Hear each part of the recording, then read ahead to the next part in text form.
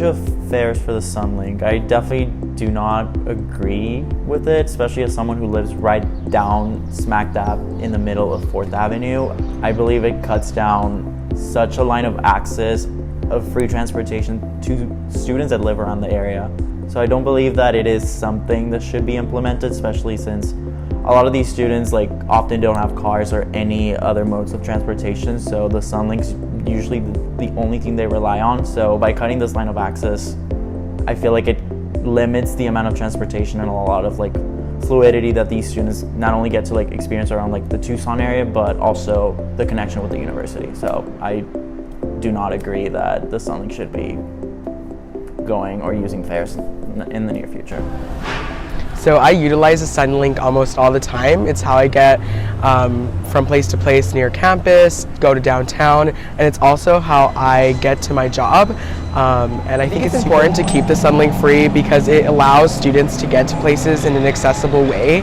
I think a lot of the times it's really interesting to know that we subsidize things like parking and things like emergency services and postal services, but we can't subsidize something that a lot of people use. And I think that keeping fares for the Sunlink only hurts people who can't afford it. So if we were to continue the fare-free policy, we need partners to step up to the plate and help to cover that shortfall. Otherwise, it's roughly $10 million out of the general fund that the city's going to have to fund. You know, that the U of A is a big user. Roughly 70% of the ridership on Sunlink, for example, are students. So the U of A could come up to the plate and say, look, we'll help fund your transit operations, because we recognize that a large percentage of the passengers of the customers are students. The same can be said of Pima College, the same can be said of TUSD, and also some of the major around town, like for instance, Raytheon. I think the majority of us on the council recognize there's a value in keeping the fares free, but as I say, nothing's for nothing, and so we have to rely on other partners in the system who are benefiting from the system to help pay for it as long as we're going to keep them free.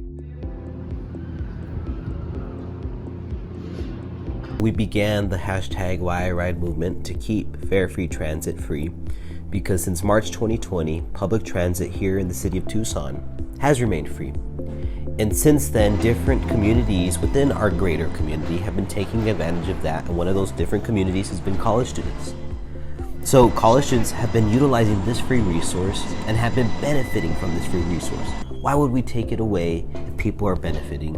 And so we decided to take a stand and begin this movement that has evolved into a movement of other different organizations who are now advocating for fare-free transit as well. We were successful in keeping fare-free transit until June 2023, and the work is continuing as we speak to make sure that fare-free transit remains indefinitely.